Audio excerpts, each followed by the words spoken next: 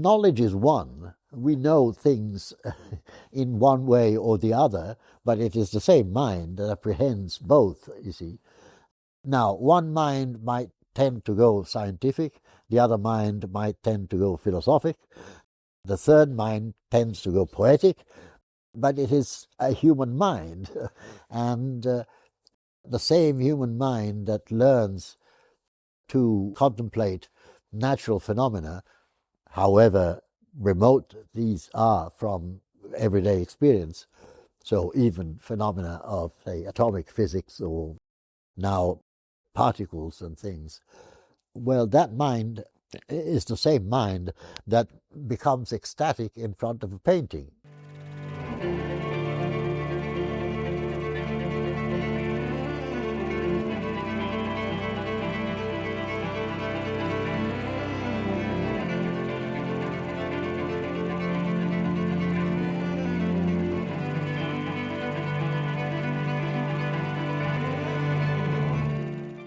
Hello, everyone. Welcome to another episode of the Anagoge podcast. And today I am in Rome, and I have a very special guest, Piero Boitani, and he's probably the most educated person I have ever had on the show. So I'm very looking forward to it. I do apologize for my voice because I do have a little bit of a cold. But yeah, I'm really excited, and thank you so much for accepting the invitation. You're welcome. Thank you. So a lot of my audience comes not so much from a literature background. So my guess is that a lot of people aren't familiar with you. So maybe could you just give like a minute or two of like introducing yourself and the kind of work that you've done? Well, I've done a lot of work because I'm old. I started. Well, I went to university after the lycée here in Rome. I went to Sapienza, which is the old university in Rome. Then I went to the States, and then I went to England and studied and taught at Cambridge for a few years. So that's where I started doing, let's say, research. Although the first book I wrote after a 1-year stay in the United States. And that was a book on Afro-American literature. I think came out in 1973. Then from there, I sort of went back in time. When I was in England, I worked on medieval stuff, Chaucer mostly, and I've written a few books on that. And Italian medieval literature, so Dante and Petrarch and Boccaccio and so on, and then further back, at one point, about 20 years ago or more, I became the head of this foundation called Valla, which is a foundation started in Rome in 1970. That publishes Greek and Latin classics. So I have gone back to the classics and written on those, and I've written on Ulysses and so on and so forth in literature, mostly comparative literature, so ancient and modern and medieval from various languages. I don't know how many books I've written, but quite a few at this point. And the last one is the one we're going to talk about. Is it? I think it is the last one, yes. I have a book on Dante, which I'm going to bring out, I hope, next year or whenever, perhaps the end of this year. This is a kind of general, quick way of dealing with things, but it's true. Yeah, basically, it's now. The first book came out in 1973, so it's 50 years ago. Yeah. Yeah, amazing. That's a very long career and a very successful one as well. Obviously, and I'm very glad that you're going to do a book on Dante as well. Like I was saying to you before we started to record, I am not, kind of like from a fiction/literature backgrounds, but I do know that it's a big mistake, so I'm trying to rectify that. And one of the things that I'm trying to start at is precisely Dante. So I'm reading Dante this year. I have a bunch of like 3 different guides and commentaries. So I'm really trying to sink my teeth into it. So yours will be a wonderful addition. I hope it comes out soon. So over this, very long journey that you've been on, what first you drew to literature? Why did you choose this particular topic rather than anything else? I don't quite know. When I was a boy, let's say of 13 or so, I thought I was going to be a scientist. What I liked and still like was astronomy, astrophysics, and things like that. But I wasn't. I mean, I was all right at mathematics until junior high school, and then afterwards I was a complete disaster in mathematics. So obviously I couldn't do physics or astrophysics, although in due course I became a fellow, an honorary fellow of the Italian Institute of Astrophysics because I wrote a book on stars from the literary point of view, of course, philosophical and literary and religious and so on. So I couldn't really become a scientist from that. But then I discovered literature, I think, in the gymnasium and the lycée. So at the age of 14, 15, when you start becoming a real person, as it were. And we had very good teachers at the time in the humanities, both basically. So Greek, Latin, Italian, and so on, philosophy. So I became more and more interested. And also with the foreign languages I learned, what really drew me in those languages was the literature, basically. I wasn't interested in just communicating, that was easy. I mean, you just learned how to communicate.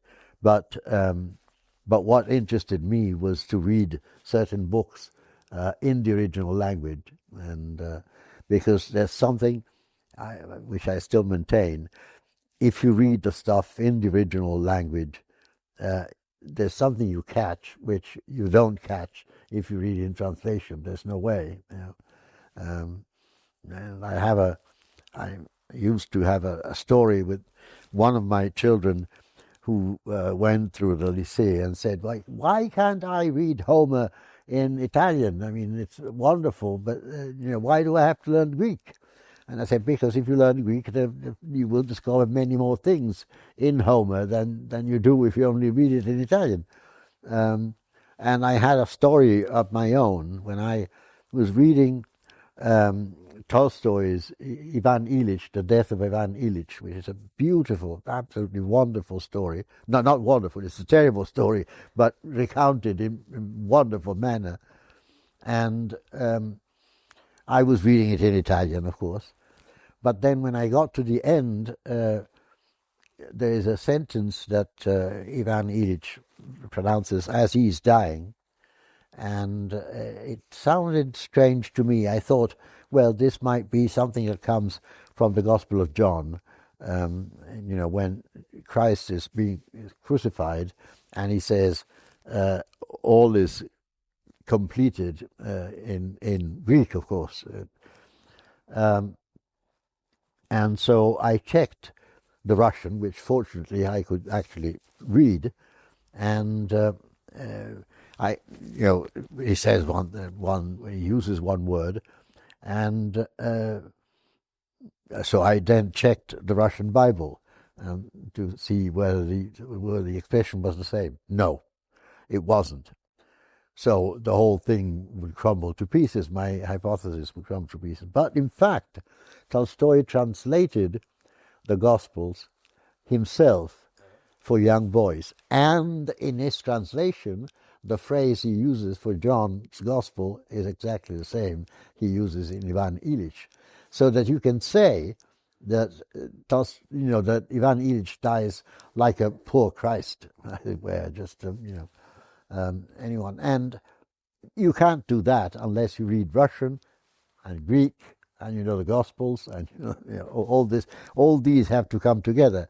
I don't think the suggestion had ever been made before, because Russians who read Greek don't really exist anymore, and so on. I mean, this is quite, I can still point out the actual. I wrote an essay on this at one point a few years ago, but I can still point to the passage in Tolstoy where it comes out, and not very many people can actually understand it, but it's fun.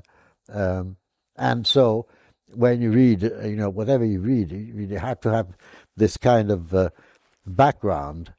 It's a game in many ways, but it's a very exciting game in many ways, in all sorts of ways. Yeah.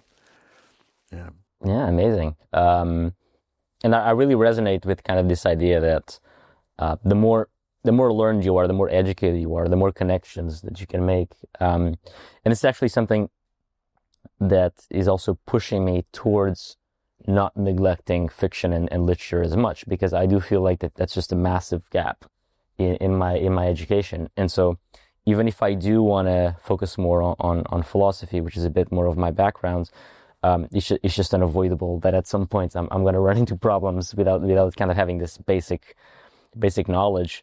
And it's also like you said, it's just fun. Like I think people don't quite appreciate that once you start reading a fair bit, then it's just fun when you understand the references, you understand the historical background, you understand why people are saying certain things or why history progressed in a certain way.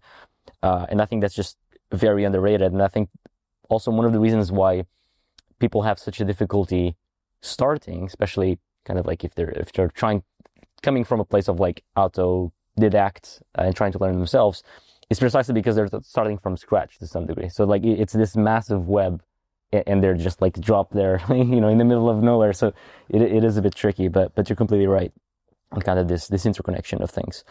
So in your book, we'll get a bit more specifics later on, but you mentioned wonder quite a few times, and obviously there's a huge kind of like cultural history of the role of wonder in anything intellectual. But obviously, famously, wonder is the place of philosophy, but also literature. So I'm curious about how do you see the role of wonder in your own work? Obviously, you mentioned that you were very drawn to kind of the science of cosmology and things like that, and obviously that's always very connected to the sense of wonder as well. And it seems almost the basic human instinct of just looking at the stars and wonder. Well, I suppose it started more or less like the way Aristotle describes it in the Metaphysics at the very beginning, when he says that it is wonder that draws us to, that produces the desire to know. And more we start with small things, and then we want to go to the very foundation of the cosmos, he says, the very roots of the cosmos. I think it started like that. And you see, the difference between poetry and philosophy is not really that big. Poetry or literature, if you prefer, but poetry is more precise. This was pointed out by Maximus of Tyre in a famous passage, well, not very famous, but it's there, when he says that poetry and philosophy are basically the same thing, except that they use different languages, and poetry proceeds very fast, whereas philosophy is much slower. And it's true, basically. It's a different way of thinking, but thought it is. It's an elaboration of our mind. Poetry needs, of course, inspiration. It needs what Plato called mania or mania, but which philosophers do not, or perhaps philosophers do too.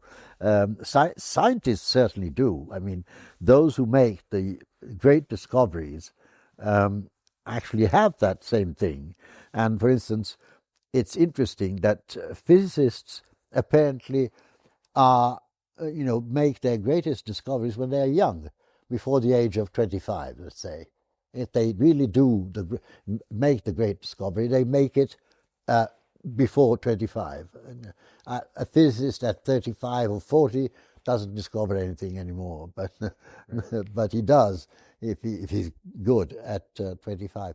So poets are not like that. Poets can go on to very old age. In fact, at times they're better when they're old than when they're young. And by poets I also mean, of course, artists, painters, sculptors, and so on. And there are outstanding examples of people at the age of 80 or 90 being still very good at making art of any different kinds. So wonder is at the root of both. Aristotle says it's an interesting passage because he doesn't explain it, but he says that wonder is at the root of philosophia, of love of knowledge, which we all have, because the first line of the metaphysics is it is a natural thing that all men desire to know. All men by nature desire to know. And which is repeated by Dante as the very first line of the Convivio. And but then he says, because he draws a difference between Philomethes, those who love myths, that is, stories, and those who love knowledge, Sophia. But then he says, then the Philomethes is somewhat of a philosophos as well, because he deals with myth, which is rooted in wonder. And of course, the Philomethes is the poet or the artist in general. So that this sentence is repeated, for instance, by Thomas Aquinas. So it's known in the Middle Ages as well. Dante plays around with it, and so on.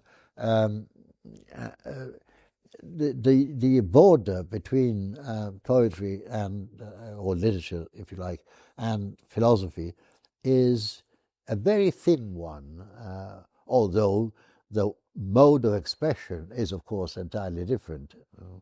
But the greatest philosophers, well, no, I shouldn't say that, but perhaps the greatest philosopher of the West, that is Plato, of course. Plato is a poet. Aristotle is not. Perhaps Aristotle is right and Plato is wrong, but Plato is a poet. And I realized that when I was writing both the poem and the book and the essay, that when you read Plato, you're really reading an incredible artist, a writer, a first-class writer, with an incredible imagination as well. And it's right that in Western thought, in fact, that all Western thought is but a footnote to Plato, as Whitehead used to say. It is. Even Aristotle is a footnote to Plato, after all. A big footnote, mind you, but still a footnote. And the intellectual fascination of this is enormous, of course. Ideas are really fascinating, and images as well, and images are what characterizes both poetry and the figurative arts, for painting, sculpture, and so on, architecture, music even. Music is a particular case because it is so ineffable in many ways. It cannot be translated into words. The words are only an approximation in music, but if you know it, if you actually listen to music often, there clearly is a mixture of absolute precision, or mathematical, as a matter of fact, and inspiration at the same time. which makes it quite extraordinary in many ways. Yeah. Beautiful. And I'm really happy that you kind of jumped right away into the relationship between philosophy and poetry, because that's something that I was very keen to ask you about as well. And when you say that they're very much alike, that's also something that I felt very much in my own journey through philosophy as well. And I feel like the older I get, the more I realize that they're similar. And the funny thing that I realized on why that's the case is actually in my own writing, where I feel like in order to express myself in the way that I want, that I have to try to lean more and more in a poetic fashion, even though I'm very bad at it, but I still feel this urge to like move in that direction, even though I fail very badly. But that was an intuition that they definitely share, a lot of commonality. And I think one of the reasons why it's so difficult for other people to appreciate that this is the case, I think a lot of the times they come from a more analytic kind of like context of analytic philosophy and things like that, or from a scientific perspective. And I think what tends to get neglected on this overlap of philosophy and poetry is that philosophy has a very big element of putting you in a world that the philosopher is creating. Like it's a worldview that you have to inhabit. It's a matter of perspective, which is exactly what a lot of poetry does as well. And there's a lot of truth in perspective, but perspective isn't propositional. It's not something. It's not like an argument, like a syllogism, right? So I think that's a lot of where that overlap comes from. But obviously there's some differences, and one of the ones that you said is kind of like the actual style of the art itself, let's say, which is obviously very true. But one of the ways that I've also always thought about the difference is that I always consider it as philosophy being something that you can articulate to a more or less degree. But poetry always allows you to go further because it has more wiggle room for the ineffable, let's say. And I think that's a commonality of all arts. And so obviously, even though you mentioned that there's a lot of overlap, I would love if you could expand a little bit on what exactly do you think that they differ apart, not just in their style, but in their actual, what they're able to express about an actual deep truth about reality. Not easy to pinpoint it, because ultimately what the best poetry does is almost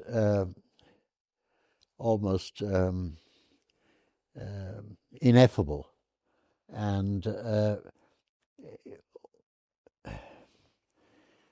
well, let's take an example. Of course, you need a great poet. Well, Dante would be one example, but another example in modernity would be T.S. Eliot, for instance. And now, if you read the late Eliot, that is the four quartets, for instance, and in the four quartets actually draw a kind of ascent or ascesis in many ways towards mystical heights and towards ineffability. And there's, I think, a point at almost at the end of the four quartets in Little Gidding, the fourth quartet, where he says,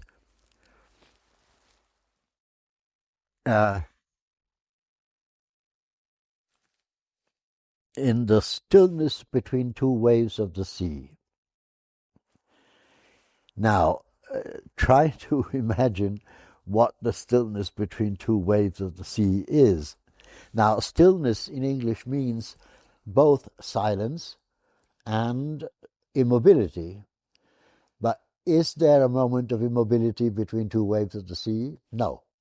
There's always movement. If you want to catch the immobility, the stillness between two waves, you can. It's a philosophical point. It's like the speed of Achilles. And, yes, you can imagine it, but you can't actually see it. If you know what I mean. So that becomes the ineffable. In Dante, you get it at the end in Paradiso 33, the very last canto, where he sees God, or let's say the absolute at least, and he becomes part of it at the very end. But there's one image there that actually T.S. Eliot, in fact, singled out, the image of Neptune. And Dante has a simile where his wonder at looking into this substance of all substances, his wonder becomes like the wonder of Neptune, who beholds from the bottom of the sea, beholds a ship navigating on top of him, you see, and he's absolutely stupefied, because this is the first ship, the Argo, of the Argonauts, the first ship, whichever sailed through the sea, a human ship. And Neptune says, he's like that. And this is the wonder that Dante tries to imagine. Now, Eliot says this is the real right thing, because what does Neptune have to do with the Christian God, and the absolute? Nothing, in theory, but that makes you think and try to concentrate and try to see precisely that point. You see, which is so surprising. That tells you how far high you've gone. So it's not easy to get to that point. I mean, I'm talking about Eliot and Dante because I'm in love with both. But lots of poets, lots of great poets get to that. Rilke is another one, and Shakespeare, of course, does. Homer does all the time. After all, when we talk about sublimity, which is another idea that fascinates me, it comes out in late antiquity, of course. Sublimity is something that you feel only at certain moments, and in presence of some texts. For instance, Plato, the treatise on the sublime, does use Plato and says, why is Plato sublime? Because he tries to be Homer. He tries to be like Homer. He's imitating, he's rivaling Homer. So it's a kind of second-degree sublimity, a kind of sublimity based on someone else, as it were, rather than first class. But it is interesting, and he uses the author of the Sublime, the Anonymous, uses, in fact, the Timaeus of Plato to show how sublime he can be. That was wonderful, and I really like you bringing the examples as well. That makes it super clear, and I keep finding it very funny that, again, I read so much so little literature and poetry, and you just keep mentioning the only few things that I was just reading Rilke on the flight coming to it, and my first book of this year was T.S. Eliot, the Four Quartets as well. So I just find that hilarious. But so in the beginning, we also mentioned a little bit about science. You obviously gave kind of like your backgrounds when you were younger and your fascination with it. And if I understand correctly, you kind of like rejected this bifurcation of science and art, kind of the snow to culture thesis, it's called. And I kind of understand that rejection within a more like ancient cosmology, because then kind of like the science was embedded within like a symbolic and religious structure. But we don't have that anymore. And so even though I find some some longing for this unity, I still can't feel that there's a fundamental split that happens, that is kind of unbridgeable.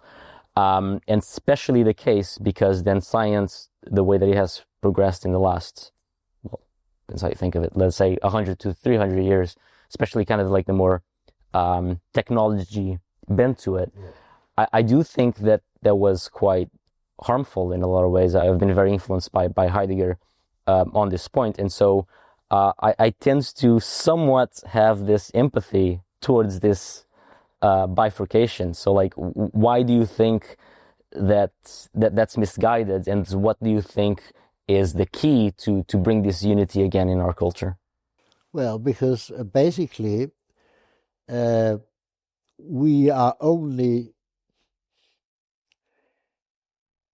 well, all we gain by believing in a split, which is there's no doubt about it, in the history of culture, or Western culture at least, there certainly comes a split at one point, let's say after the 18th century, right, it is there, but we don't really gain that much. We also, if we gain a little bit at the beginning, then we lost it again, because what counts is knowledge is one. We know things in one way or the other, but it is the same mind that apprehends both, you see.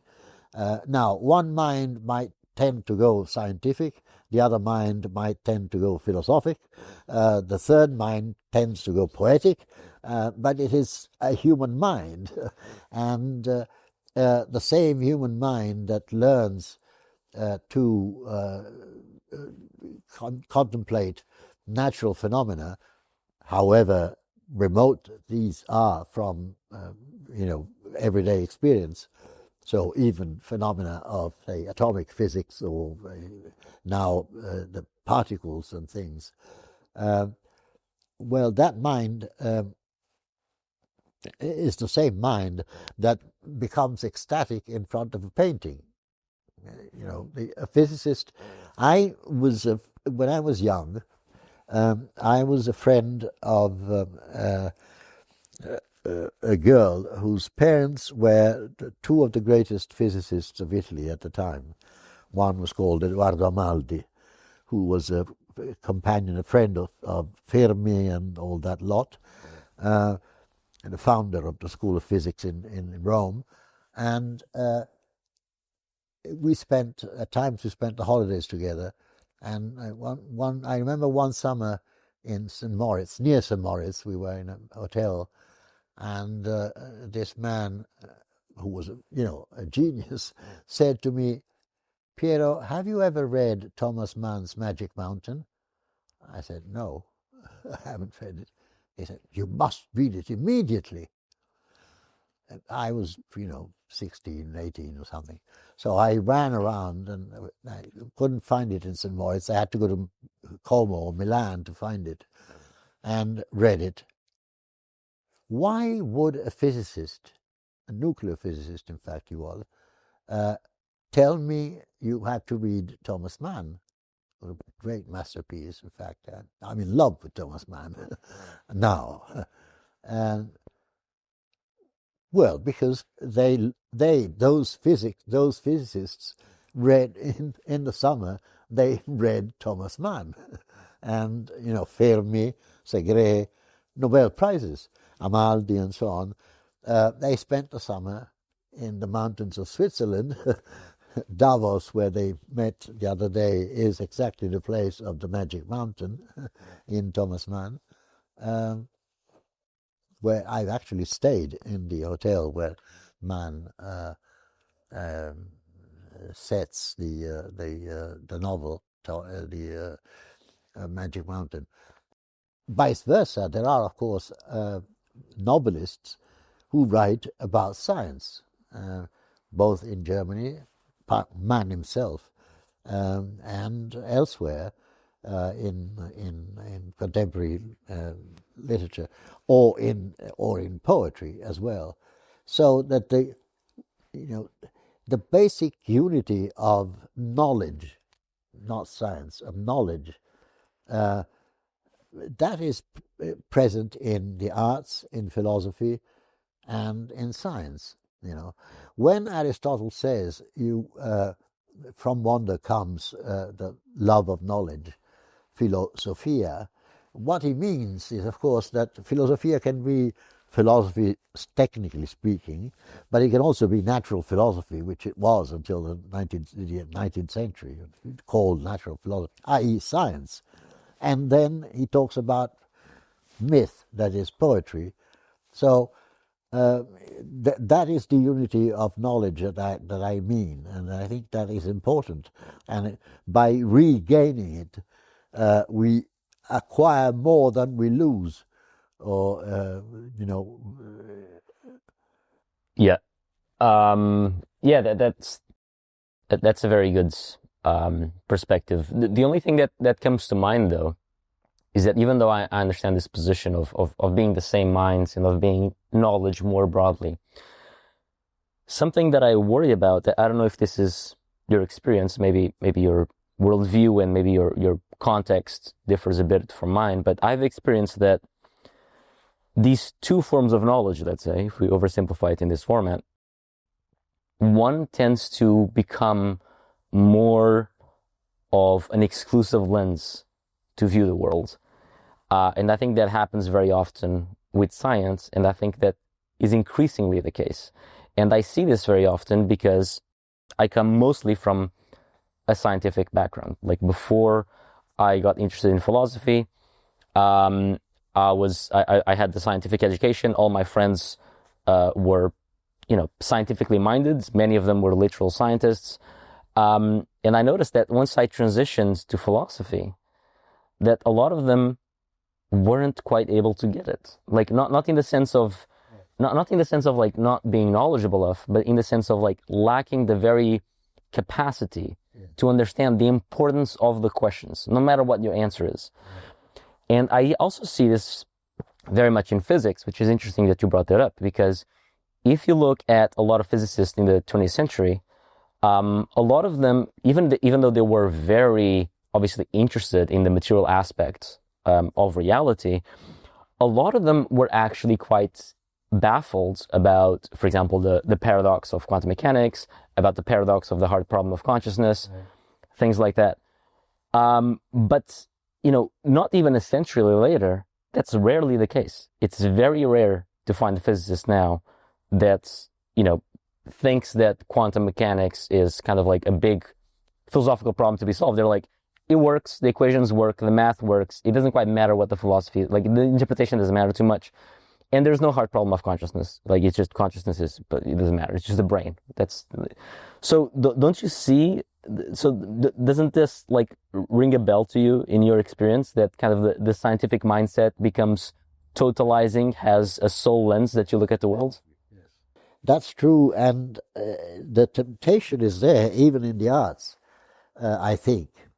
It has to be resisted, however, and I think the scientists can be more totalitarian simply because they are listened to much more often than the poets or the artists in general. All our culture goes in the direction of techniques and science, or both joined together, as it were, not in the direction of poetry or art.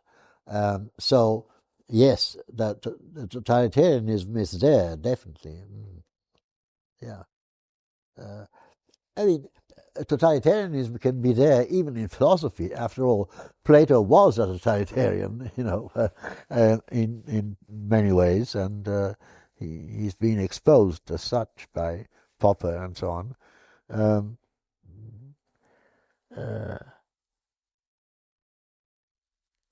Aristotle himself, although probably not, I mean, he goes against democracy, for instance. He says as much, and of course he's a friend of Alexander the Great, so not a friend, a teacher. But yes, and artists, even great artists, have been. Michelangelo was, after all, attached to the Medicis and to the Pope and so on and so forth. So this is often the case, but political ideas are different, and political forms, of course, are different. I totally understand that, and that's a very good point as well. That the opposite can sometimes happen as well. And we were speaking about myth earlier, and then also we spoke about the role of the imagination, metaphors, all that kind of subject. And something that always struck me very deeply has this big enigma that I can never quite capture. But I also know I don't have sufficient backgrounds to fully understand the implications and the connections. But I've always been very fascinated by the fact of Plato's position about the poets, especially because, exactly like you said, like he's basically a poet himself. Yeah. And I always wonder kind of like what exactly he's trying to say with this. And I've read several takes on it, to some degree that he just wants the right kind of poetry, which is his, and some other people say the opposite. But I also have this intuition that it might also, perhaps misguided, that it might also have to do with how he views beauty, of the fact that, and maybe this is related to the fact that maybe he's trying to do the right kind of poetry, in the sense that maybe he's trying to restrict beauty to the right kind of beauty that is always attached to goodness. And the way that I like to think about it is kind of like within the sphere of idolatry, which is like you always want to look at the highest, but the highest that is deserving of being the highest, let's say. So I would love to know kind of your take on why do you think Plato takes this position, and kind of the whole paradoxical element of it. Plato basically thinks that poetry is fable, that is, that poetry is false. It doesn't say the truth. And there is a fault that he finds with poets like, say, Homer, for instance. Homer depicts the gods fighting like humans, during the Trojan War. Now, that is patently false. Either Homer has no idea what a god, what a divine being is, or he depicts a false image. So, poets are false. Aristotle, on the other hand, and clearly he was thinking of Plato at the same time while saying this, in the Poetics says, no, poets are more truthful, for instance, than historians. Poetry talks about the universal, whereas historians talk about the particular. True, Aristotle understands poetry better than Plato, as a matter of fact, even though he's a realist as compared to Plato. Plato has his own idea of the beautiful, which he expounds in Phaedrus and Symposium. And it is a wonderful idea. It is, a great idea, but it is entirely abstract. It doesn't apply to one particular poem or poetry in general. He himself is a poet, but he has the nature of a poet. He invents his own myths, and yes, fine. But he doesn't like poetry as such. I mean, he actually does, because he quotes poets and poetry all the time, and he knows it. You can actually see that he knows his contemporaries or people who came before. So there is a contradiction here. Yes, there is a contradiction here. Plato didn't see the whole of truth, but he saw quite a bit. Then it was up to Aristotle to provide a couple of basic answers, like the one I just talked about, the fact that poetry speaks of universals and not of particulars. that is an absolute wonderful intuition and position, as a matter of fact, because it justifies the entire artistic enterprise and the enterprise of imitation, of mimesis, is absolutely important. The other thing that also is important in Aristotle, in the Poetics, is recognition. The fact that recognition is part of his thinking in philosophical terms, but also a characteristic of drama and tragedy and poetry. It's absolutely essential in narrative poetry, that is. So, for instance, he quotes the Odyssey a couple of times there, but he also quotes Aeschylus and Sophocles and Euripides and so on. So it is a way of knowing recognition, but it is also part of the art of poetry, and that's where they come together, and that's why recognition fascinated me. I wrote a book about that, and have done quite a bit of work on it in over the years. In fact, it sort of dominated me for about 40 years. Yeah.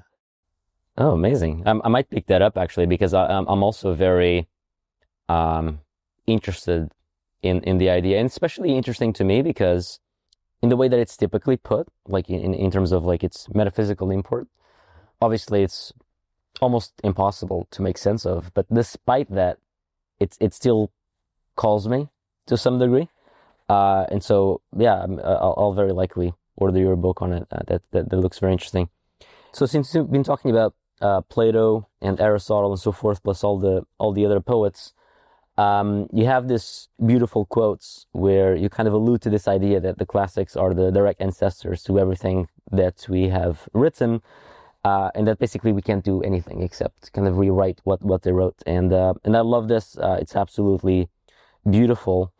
And I would love if you could expand on this and also maybe connect it a little bit to what I feel is this modern environment where there's this feeling or kind of like attraction to everything that is new, to be divorced from history to some degree, and everything that is old is, well, old in like a pejorative context. And I think this is becoming more and more true, and I feel it's completely eroding kind of like the value of tradition, and alongside with it, by definition, kind of like the entire classical tradition.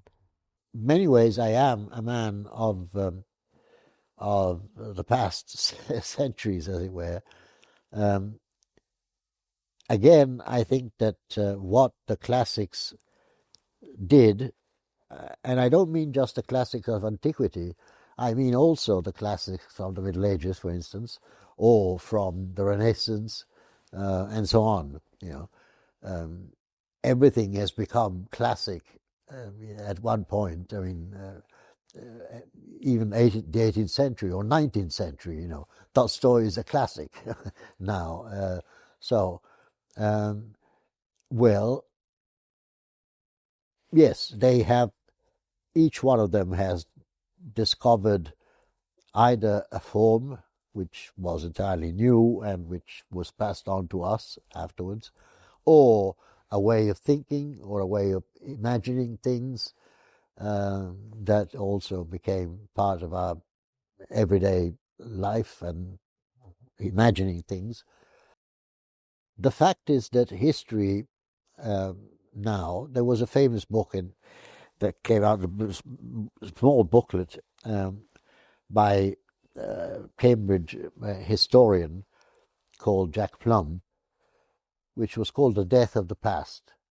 And he explained why, not why, but he actually gave a few examples of how the past has entirely disappeared from our lives and our general conscience, as it were, or awareness. If you take young people, I've taught in the university for 50 years almost, and if they read anything, they read something that has been published yesterday. For them stuff that was published 30 years ago is ancient history or ancient, prehistory. And I used to say, have you ever, I used to ask my students here in Rome, have you ever been to the Forum, to the Roman Forum, the Imperial Forum? No. How can you live in Rome without ever going to the Forum? This city is 3,000 years old almost. You're surrounded by things ancient, classical, and even pre-classical. How can you, have you ever been to the Sistine Chapel? Lots of my students had never visited the Sistine Chapel. To visit which people come from all over the world. I said, but they're not interested. It's dead stuff. It's stuff from the past. They're interested in cell phones and that sort of stuff. And I understand it too, but I mean, life is more complex than just that. But it's true. The past is dead. When I was young, and 1968, when the whole of Europe went berserk, actually in 1968, I realized that the whole of Europe was going berserk. But I also was in Prague in August 68 when the Russians arrived. So the whole of Europe went berserk, but the world was also going mad,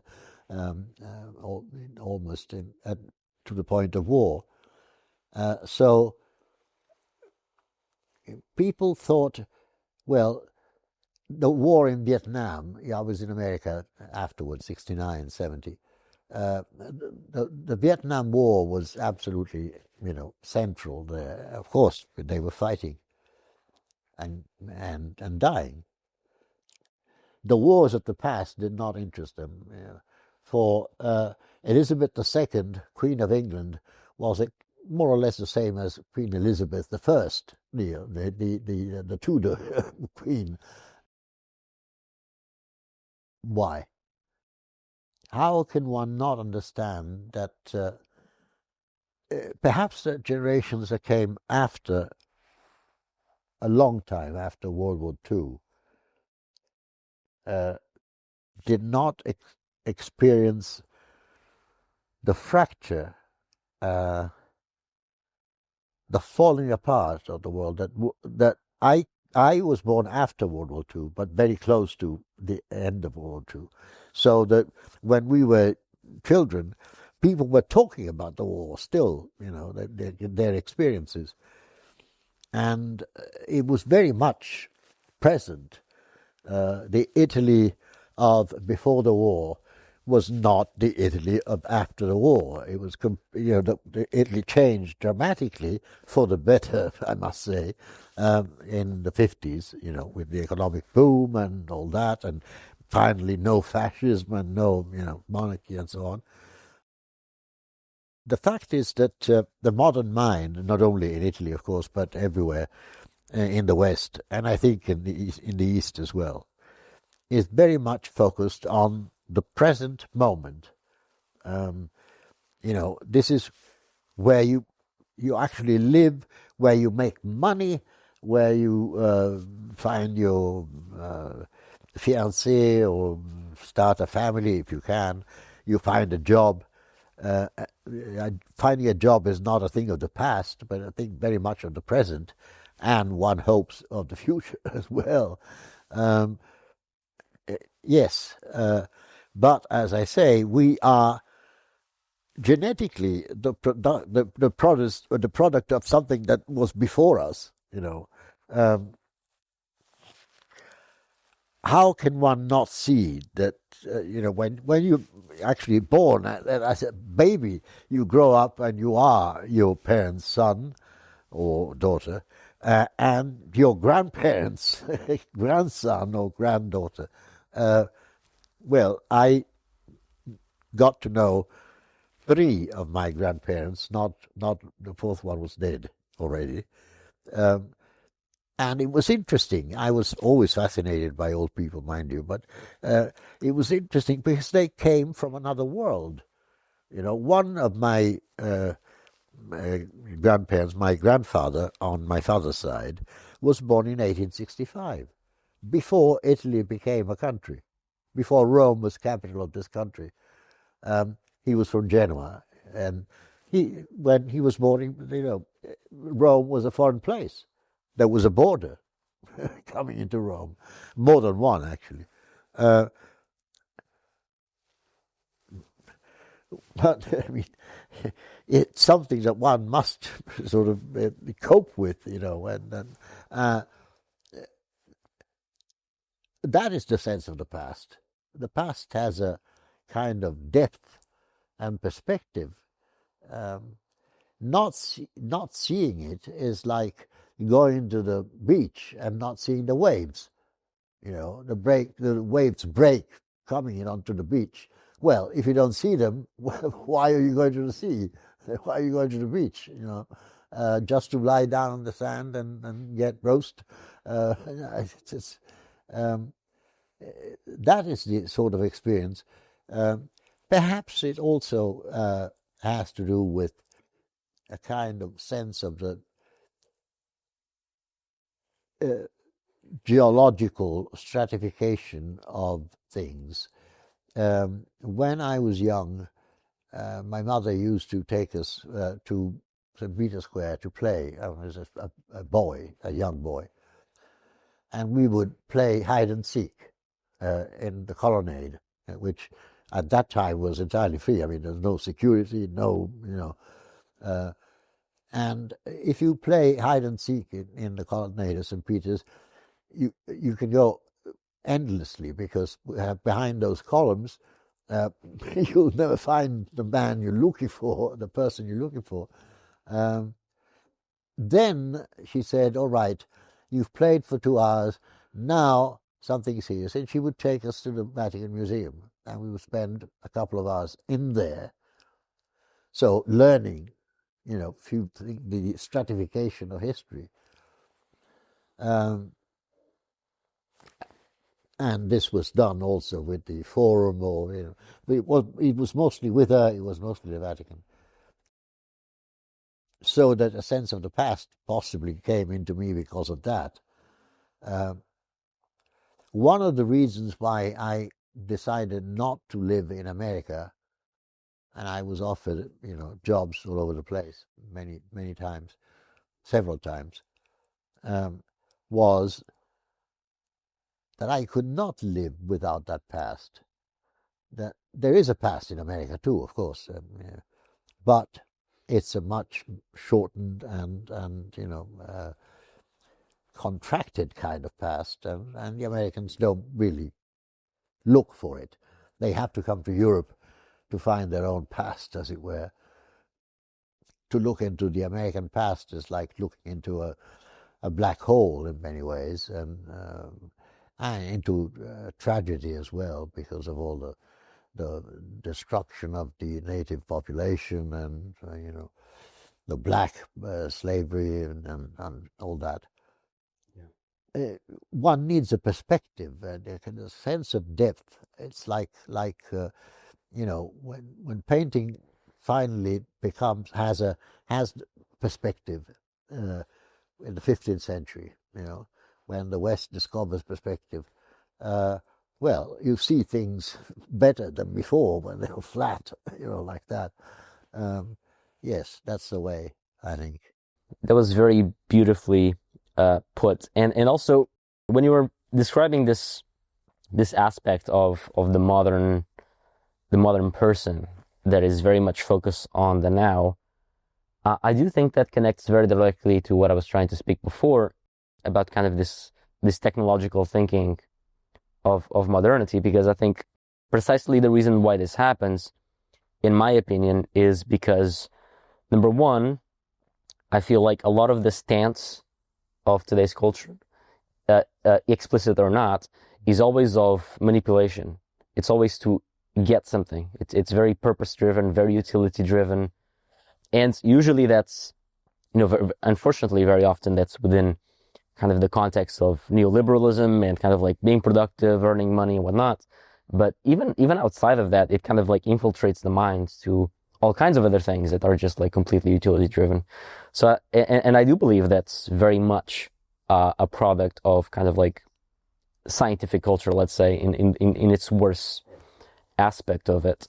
But also like the loss of this sense of ultimate beauty, of ultimate goodness, of ultimate truth. In fact, it's almost standardly accepted now that, well, there's no such thing as goodness, right? Like everything is, relative. You might say, this Colosseum is beautiful, but I think it's something else, right? And so I think all of this kind of like condenses into this modern spirit, which in reality is precisely the loss of spirit itself, I would say, which is quite sad. But it seems to be kind of the culture that we produced somehow out of our own ingenuity, I suppose.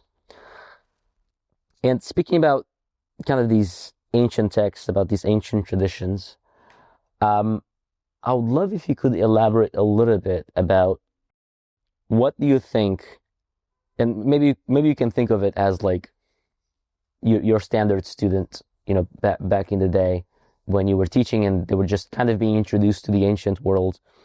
What do you think are some big misunderstandings of what ancient culture and ancient world was like? Because I feel like that's often a big barrier as well to its appreciation. And so, for example, I only started recently to dive a lot deeper into Christianity, into the Gospels and whatnot. Mm-hmm. And even though I'm fairly well read compared to the average person, I remember having this experience of like, I actually don't know anything. And it's like, there's no way I can understand what these texts are telling me because I don't understand the context and they live in a completely separate world. So I had to go learn a little bit about Judaism to like place myself a little bit historically. And I just felt completely lost because the way they thought is so alien that one has no footing basically. So what do you think is the best place for people to find that footing? What do you think are maybe some fundamental concepts or ideas that are absolutely essential to understand the ancient world? Well, I don't know if there is a way or if there are ways of knowing the ancient world. There are technical ways, of course. There is archaeology. There is philology. Of course, you can reconstruct an ancient text or parts of an ancient text. Yes, these are technical devices. If you want to know what the ancient world means, you just got to read what they produced, which is only a small, very small portion of what they actually wrote. Think, for instance, that Sophocles wrote about 100 tragic plays, and we have seven. Aeschylus the same, we have 7. This is what has survived. Then lots of fragments. I mean, it's like going to a museum and finding one painting and then little bits and pieces of paper or leather with some scraps of color, and that is it. Or small pieces of marble instead of a whole sculpture. Because the Western world has had this incredible trauma, which, for instance, the East hasn't had. China enjoys an incredible continuity from the 1000 BCE to later culture. The Western world has suffered this incredible trauma of the end of antiquity, the end of the ancient world. Suddenly, between the end of the 5th century and the beginning of the 6th century, it all collapses. They don't know how to build a road, or even to keep it up. They don't know how to build a bathroom anymore. In fact, the Romans were able to build bathrooms all over the place, and aqueducts and things like that. It's gone completely. And on a different level, the knowledge of Greek is gone in the West, the knowledge of Latin is gone in the East, almost entirely, not completely, but almost entirely. In the West, maybe there are a couple of people who in the Middle Ages know Greek or know some Greek. And this, this is an incredible moment in the history of Western civilization when the fall, not the fall of the Roman Empire as such, because, that is a structure of power, but the fall of ancient civilization. Then they have at least 3 or 4 renaissances, in the Middle Ages. There's the Carolingian Renaissance, there's the Ottonian Renaissance, there's the Renaissance of the 12th century, and then finally there is a Renaissance called the Renaissance in the 15th century in Italy and, in the 16th century elsewhere. Rebirths, new starts, and every Renaissance is a renaissance of something that was there before. In other words, an attempt at recovering antiquity of some kind. They think they are dwarves on the shoulder of giants, which is a very nice image, because it means that they are dwarves, of course, compared to giants, but they see further than the giants because they are on top of giants, so they actually see more. So it's interesting, for instance, the word and idea of modernity, modernus, is a medieval word, they think of themselves as being the moderni. They call themselves. What does it mean, the word itself? It means they are fashionable, mode. They are today's people, Right. And one generation is more modern than the other one, than the past generation becomes, by the 13th, 14th century, the difference between ancients and moderns is very close. That is all very, very insightful. And there's actually like 10 different questions that popped up to mind because this topic is absolutely fascinating. And within my worldview and within the type of work that I do think that this kind of recovery of the past, I do think that's very important, and I do think that's missing from culture. And to some degree, that's how I think about a potential start of the healing of culture in my mind. And that's why I try to understand these topics better and try to get your perspective, because you're so well-read and knowledgeable about the entire cultural and historical context.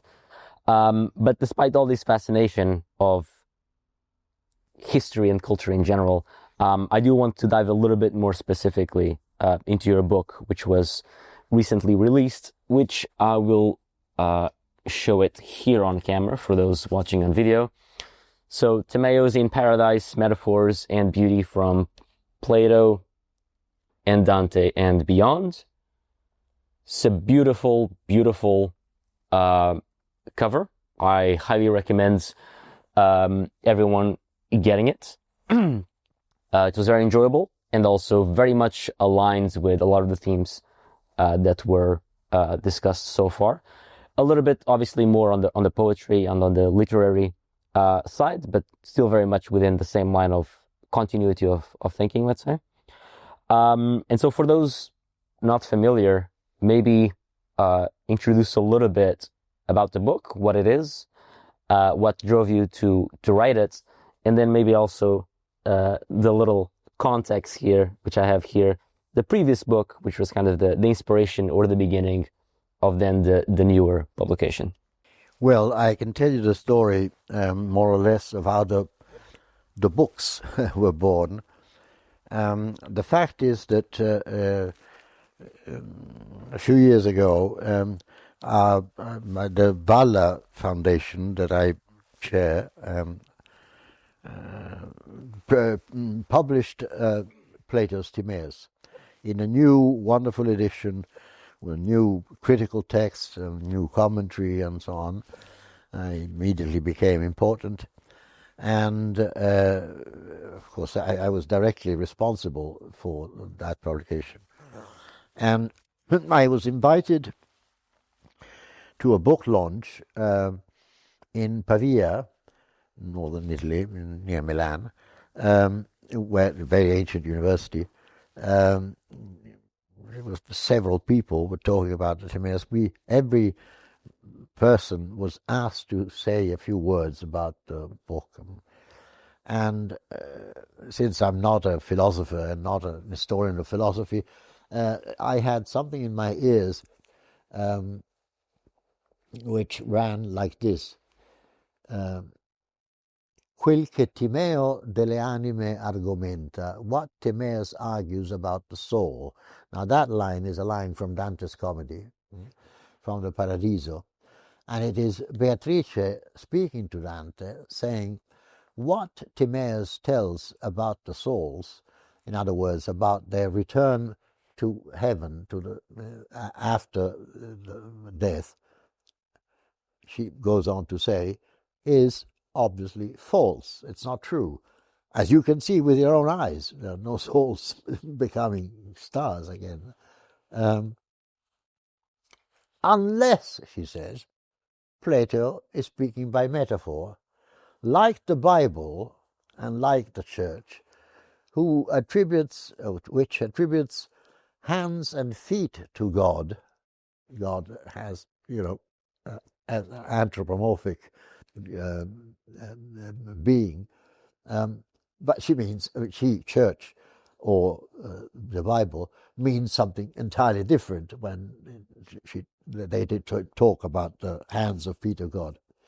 This sort of started me thinking, and I had a few notes on this, and I spoke about this, and then I came back to Rome, and I started writing an essay, a longish essay. It became about 50 pages, computer script, and I sent it to various people to read, as I normally do, and in particular to two friends of mine, two Dante scholars, one in Cambridge, England, who used to be professor of Italian there, and one in Harvard, in the United States, also a Dante scholar. And their response was absolutely enthusiastic. They said, "Oh, this is wonderful. Why don't you, go on with this essay, complete it, and even if it's long, but it's, marvelous." So I was all, excited about this, and I went on, and I finished it, and went to some book launch or other, I can't remember, but here in Rome, and I met a former student of mine, who now works for a publisher, and she said, I was talking about this Timaeus thing. She said, "Well, could I possibly read that essay? I would like that very much." I said, "Well, of course, I'll send it to you." So I sent it to her, and then the next thing she said was, "Well, why don't we publish it? As it is, we'll just publish the text of the Timaeus as well, from your Valla edition, and that's it. It will make a small book, a thin book, but, important." And at that point I said, "No, Elena, if I do a book about that, then it'll have to be a bit more substantial than that. Not much, but a bit more." And she said, "Fine, we'll wait." So I started thinking about writing the Italian version of the Timaeus thing, because he was a publisher, that one there. And then I had a terrible accident. I fell in the street and broke everything I could possibly break in my body, and was hospitalized, a dreadful thing. But at one point that winter, as I was lying in bed or getting up in the morning very painfully, a few lines danced in my head, a couple of lines, or maybe three, in English, not in Italian. I wrote them down, and then tried to put them into Italian, and couldn't. So I wrote a few more, and they had to. They were related to Timaeus, you know. I sent them to a poet in Northern Ireland, with whom I was a friend, Michael Longley, who was a great poet, in fact. And Michael said he didn't know me.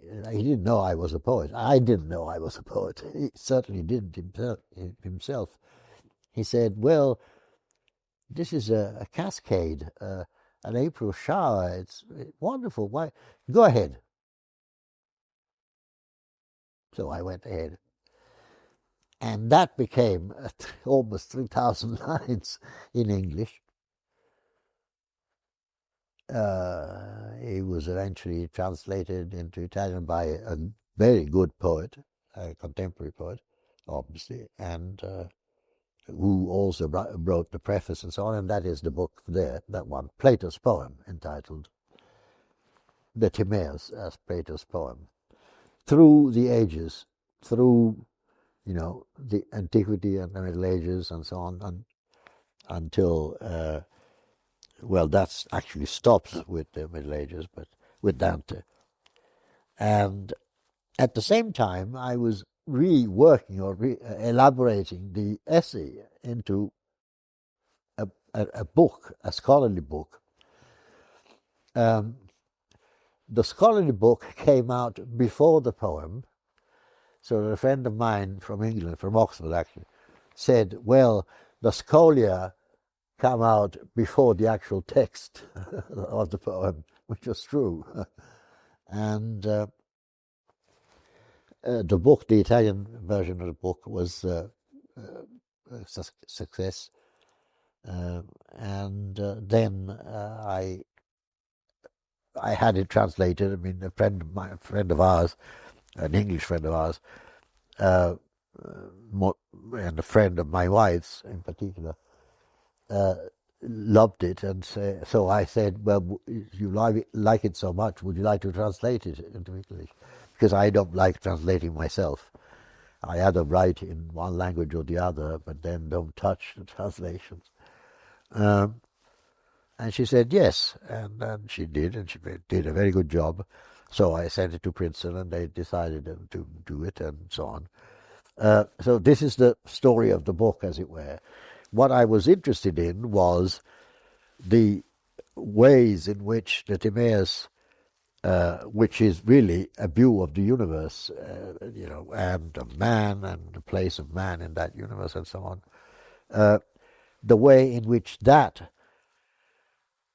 gets transformed through the ages. And, you know, it's important because, for instance, when Christianity came on and won the world, Europe,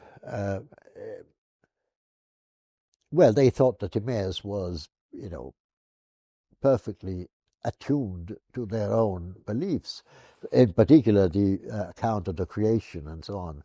Kepler even said, you know, a scientist, a 17th century scientist, said that the best ever commentary on the book of Genesis was Plato's Timaeus. So, fine. And this goes on all the way to modernity. And that is fascinating because, you know, to see how late antiquity, for instance, I mean 5 centuries after Plato, Proclus still think that Timaeus is absolutely essential and sees the differences. He says, in writing the Timaeus, Plato is both a Pythagorean, that is, you know, inspired by images, by poetry, as it were, and at the same time a scientist, very, very precise, very logical, and so on. So there are 2 strains there. And, you know, this goes on all the way to Heisenberg, for instance, and to Whitehead, as I show in the English version of the book, to see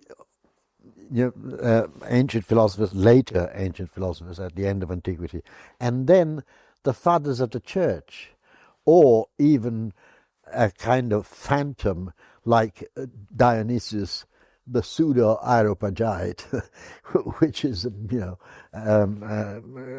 invention in many ways. There are at least 3 Dionysii, and they're different one from the other, although they were merged into the same figure. Fascinating figure, fascinating philosophy too, mystical. And I mean, to see this to see how it gets transformed is very, very exciting. People like John Scotus Eriugena, the school of Chartres. These are philosophers in the 12th century, basically, in France. And then people like Dante and so on, all the way to the Renaissance. It's absolutely fascinating because, of course, what is involved here is not just philosophy, but it's also poetry, painting. If you look at the book with the illustrations of the from Chartres or from the crypt in Anagni, which is even more interesting in many ways, a crypt under the Cathedral of Anagni, south of Rome, but an hour away from here, medieval, and with apparently 3 masters operating there. There's not a square inch which is, without painting. Everything is completely painted over, frescoed. Astonishing, with the Timaeus and stories from the Bible and, Apocalypse, and it's not fascinating, it's riveting, in fact. That's what I did, basically. Not different from what I did here, because this is also a walk through or a run or a race through the centuries or the millennia here, but basically the same kind of operation, really, except that this goes through the entire world, because stars are everywhere in human civilization. Right, and I'll just show this beautiful book to the camera as well. And it has beautiful illustrations there as well. What's the title of the book in English so that people can check it out if they want? Well, in English it was published under 2 different titles because there's 2 volumes. They're not as good as this one in 1 volume, I think. One is called, I can't remember now. It was published in America, Looking Up, I think, or Looking Upwards, the first volume. And then the second volume is Modernity, from the 16th century to the 20th century. So the second one was called The Modern World, or something, and The Modern Cosmos, or something like that. Something that I really enjoyed about the kind of book that you wrote was precisely this continuity of culture, of story, of worldview, and this is something that I find fascinating. And there's this concept that I don't think it's like a proper scholarly concept or anything like that, but I've seen people refer to universal history, which is this idea of like the past joining the future. And often this is, I view this mostly within kind of like a Christian kind of like eschatological, view. Obviously one does not necessarily have to view it that way, but what I find so appealing is this, this notion that history is always bringing everything together. Like you don't just discard the past, but it gets incorporated, and that's actually how you progress history forward. Obviously, this doesn't always apply literally. Sometimes there is breaks that are sometimes very intentional, sometimes religious and political, but nevertheless, there is this kind of like continuity and aggregation. I think your book kind of shows that very strongly. And then you see this very strongly in Dante as well, because Dante is, aggregating so much and like making this coherent system out of a lot of things at once, and he does so brilliantly. And obviously, there's kind of like a chief worldview, I would say, which is obviously his Christianity. But nevertheless, he tries to do this great synthesis of the entire world to some degree, or the entire known world within his culture. The chief imagination of Christendom, as W.B. Yeats called him, in a famous poem. He said, the chief imagination of Christendom, Dante Alighieri, and so on. Yeah, beautiful. And I'm just wondering, like, how do you see this concept of let's say universal history then progressing through history? And do you think that this is, how do I say it, like a healthy dynamic of culture? Because one criticism might be, which is often done as a historical critique, which is also to some degree like a kind of colonialization, right, of other cultures of the past. And so it can also be this flattening of culture. So how do you see, like, what do you think is the right balance, and how do you think that progressed throughout history? Well, I would put the view of history as a philosophy or theology of history. It's one thing. Universal or world literature, Weltliteratur, is something completely different, because it regards literature, not history. There's a difference between the two, quite a difference. World history, of course, as a sequence of events, takes place all over the world. So history is something that happens everywhere, as it were. Now, if it has a telos, if it is teleologically inclined, then it becomes a theology as well, or can become a theology as well. And Christians have done it that way.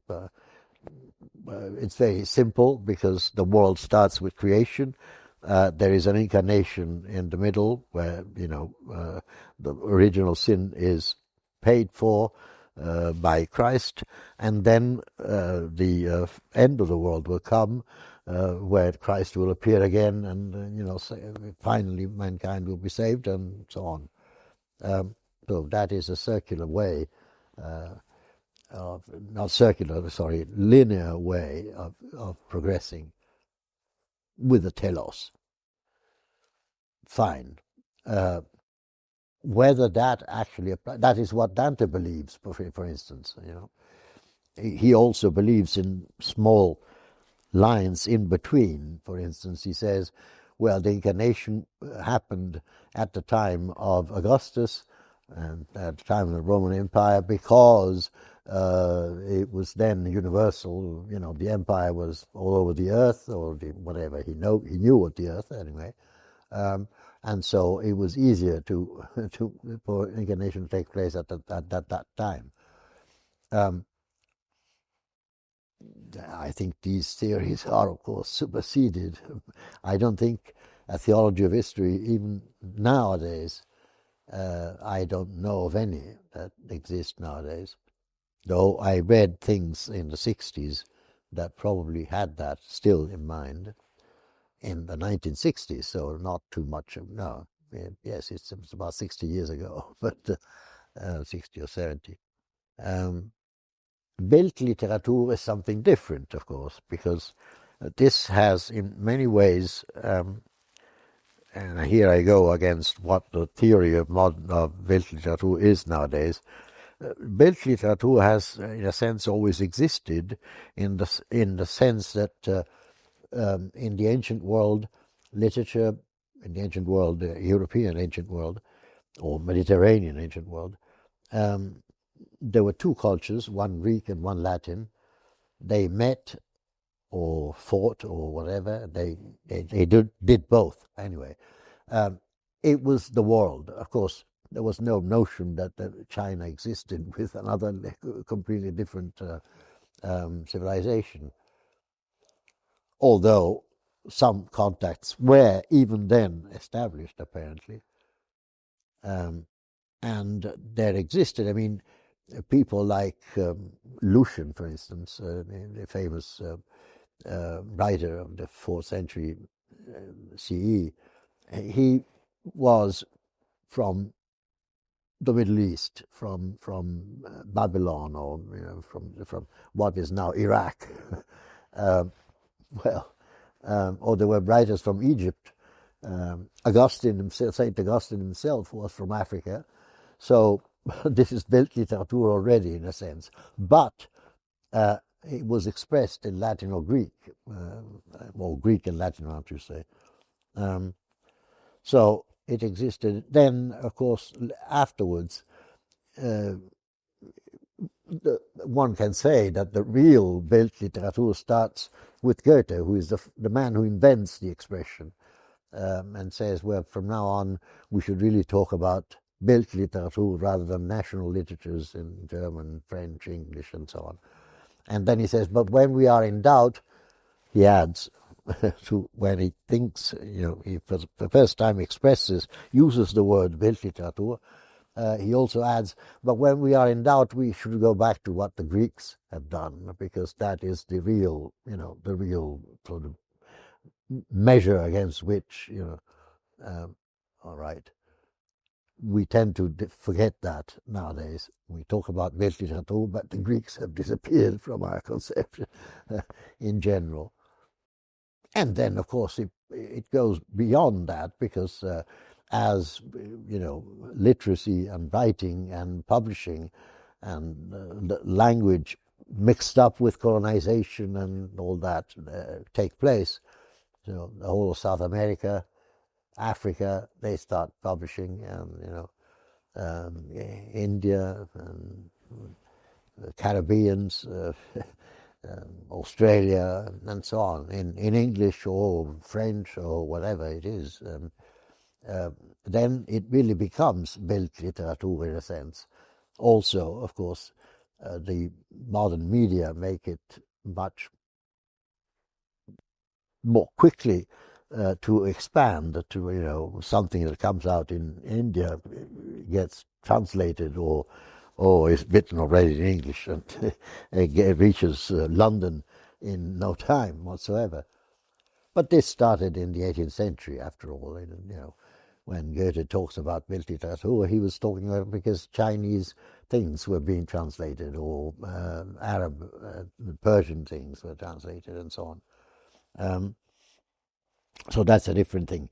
But history, I think, is more difficult. There is a sense in which our history, our history becomes more world history with the 2 world wars, and particularly with World War II, because it involves so many countries, and in the armies of England or France, so many different populations actually fight. In the British Army, there are people from India, people from New Zealand, people from Australia, people from Canada, and soldiers from all these places. In the French Army, there are people from Africa and so on, Morocco and Algeria and so on. So that, in a sense, this becomes a conflict of the entire world, more so than ever before, although it has started with the First World War as well. And of course, if a war were to break out now, it would be a world war immediately. Not the small wars, but a real big one between 2 superpowers. Then it would become immediately a world war. All we're trying to do at the moment is try to keep the present wars from developing into a new world war, in fact. Yeah, wonderful. I really appreciate your view on it. The concept of kind of this interplay of it's kind of hard to untangle these things, I would say, to some degree, but there's kind of this very intertwined process, I suppose, of like history has the happening of events, but then culture, which is kind of like inhabited history, let's say, and then literature, which is kind of like the artistic aspect of it, and they have all these very interesting interactions, and then how we perceive one kind of affects the others, I think. And I think what I was wondering the most is kind of like more so the mythos, let's say, of like a given culture rather than history as such, which I think is more or less kind of like what Dante was trying to do, right? It's kind of like a great myth of like everything of the present that encompasses the past towards this great vision. But yeah, to avoid keep going on that rabbit hole, I would like to start wrapping up with some questions that maybe are a bit more personal, but I think might be quite interesting given your vast career, your vast experience.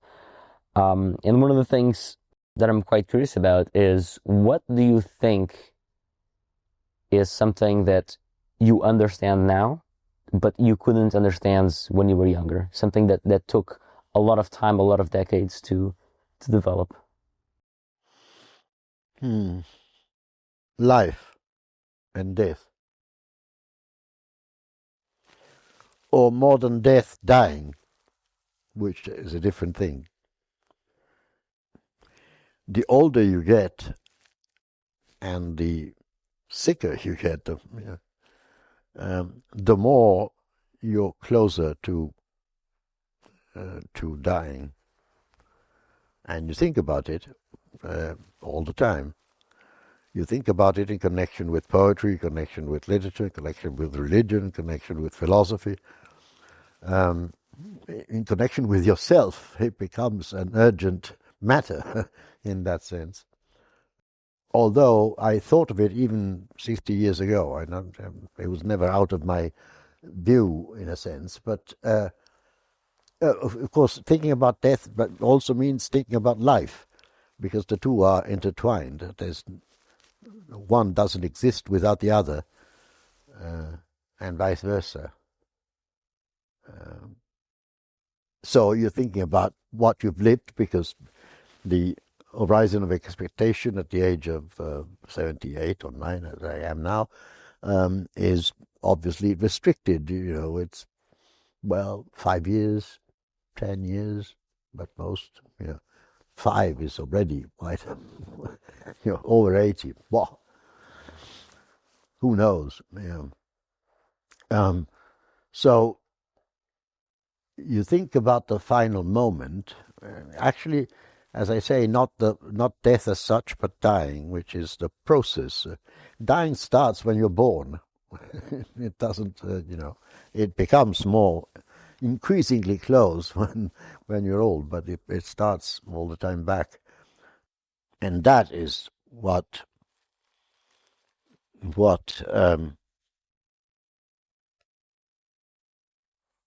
Hamlet says it well, what puzzles the will and makes us rather choose the ill we know. When, in other words, the time you've lived, which is the best part of which you've seen or you've lived through, is going like that, is expanding, and then suddenly stops. And that time which is left to live, as Dante calls it, the brief vigil of our living, of our life, which is left, that becomes increasingly smaller until it reaches that horizon there. And that nowadays is considered the end. Very few people believe, including myself. I put myself into the very few who do not believe, or cannot believe, let's put it that way, into a world thereafter with resurrection of the dead, of the flesh not the immortality of the soul. That was proved by Socrates in Plato's Phaedo. That's fairly rational. No, that's not it. Christianity preaches the resurrection of the bodies, of the flesh. That's absolutely absurd, And yet Paul says, if you don't believe that, all our faith is in vain. My preaching is in vain. Very few people believe that, I think, nowadays. Until 2 centuries ago, or even a century ago, it was in Western Europe or in Europe, it was common belief. You died, but you spent your life as a Christian, and therefore believed, more or less believed, or took it for granted, let's say, a life after death. Not now, I think. You've called literature a kind of defense against death. Yes. Has this changed at all? And what would you define that kind of defense as? What does that mean to you? Well, in the first place, it is a distraction. You read literature and don't think about death. That's one easy thing. It's like smoking a cigarette or a cigar or a pipe or drinking whiskey. It takes your mind off things. Also, literature speaks about life and death, and so you get hooked onto literature. It interests you, it fascinates you so much, or art, not just literature, music, that you really you don't have time to think of death anymore or of dying, unless you are, of course, in a bad condition of health, like I was or am. Then no matter how much you read, you still have pain. So pain reminds you of how much one suffers. But it is a good antidote, yes. It's like drinking poison to get used to it, in a sense. If you drink a small quantity of poison today, a little bit more tomorrow, then you get, as it were, vaccinated against it. This is what they did in Antiquity. There is also the fact that the arts are supposed to give their authors, the poets or the painters or the sculptors and so whatever, the architects and the musicians, are supposed to give glory, fame. And that is a form of individual survival, of course, a projection of yourself in the future. If you think, if you actually can think, I will be famous, not that very many people think of it, but I will be famous in the centuries to come. Joyce is apparently said, I have put so many enigmas in my Ulysses that scholars will study it for the next 400 years, which, she said, is a form of immortality. So not the glory, but the fact that there are problems. I actually find that answer very peculiar and unexpected for me, because two things caught my eye the most. One, this notion of distraction, and second, the notion of immortality and fame, status, things like that. And to some degree, when I think about literature, which I have very poor knowledge and experience with, but I kind of take it from my overall broader experience of art, because I tend to, I think there's a very large overlap. When I think about art and literature, and when I do think about the factors of distraction and immortality, I actually think that's the worst forms of it to some degree. Because when I reflect on the impact of art in my life, it's always about noticing what matters. Like, why is life worth living?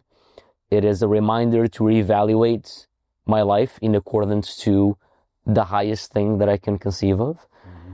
And I would say that, to me, that's the opposite of distraction in a very literal sense. It's all about presence. It's all about attention, reformulating your attention. And likewise with immortality, which is like, immortality is this preoccupation with the self, preoccupation with your life and kind of your legacy.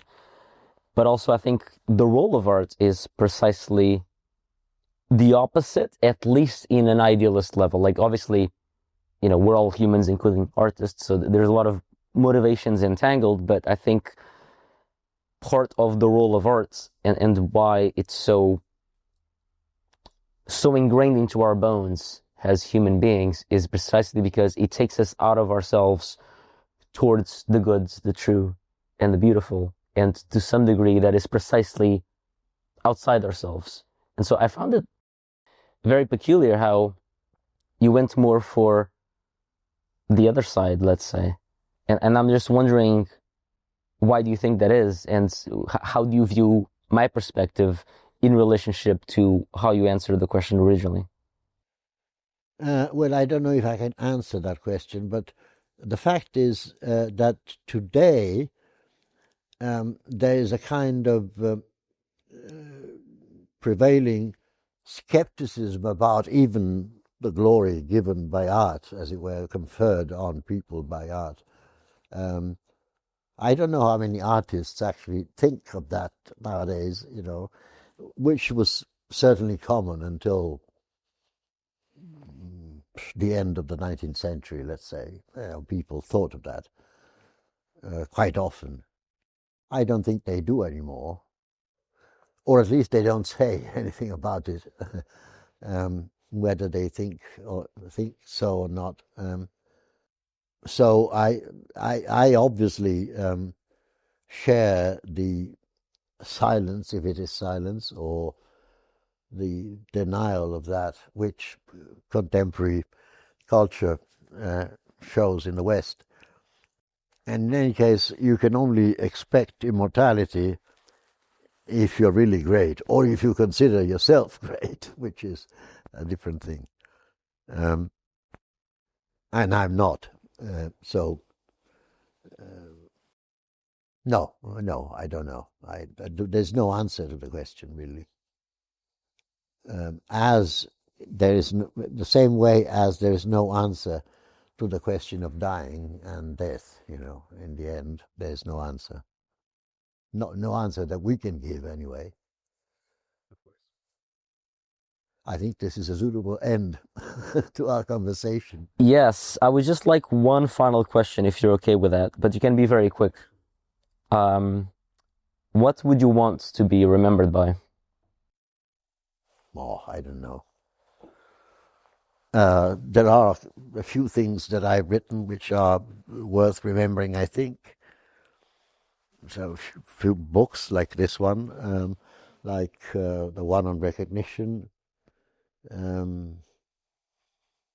possibly the Timaeus one. But it's half a footnote. A friend of mine who was one of the best Italian essay writers of the 20th century, died a couple of years ago, used to say, was older than I am, used to say, look, Piero, you must remember that a critic lives about 3 or 4 years after he dies, he or she. A poet or a painter or something might go a bit further, but it's true. Great as he was, he's now dead 3 years, I think, no one mentions him anymore. Maybe they will start again, I don't know, next century, or when the archaeologists go back and find this famous essay writer of the 20th century. But you don't last that long. You're lucky if your grandchildren remember you in real life.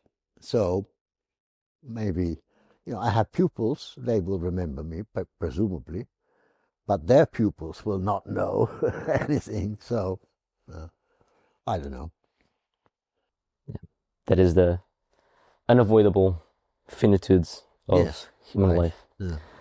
So yeah, that is a great place to end. Thank you so much. This was wonderful. It's a pleasure to have these conversations with you. I hope we can do something with it. Absolutely. And just as a final note, once again, please check out his wonderful book. I wish we had more time to discuss it, but I got sidetracked with his amazing minds and the whole topic of history, culture, and literature. Thank you so much for listening.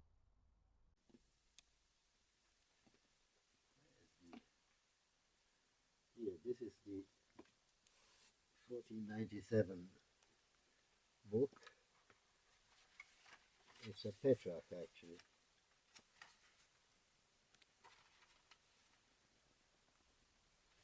You can see the date in the colophon here, down here. Right.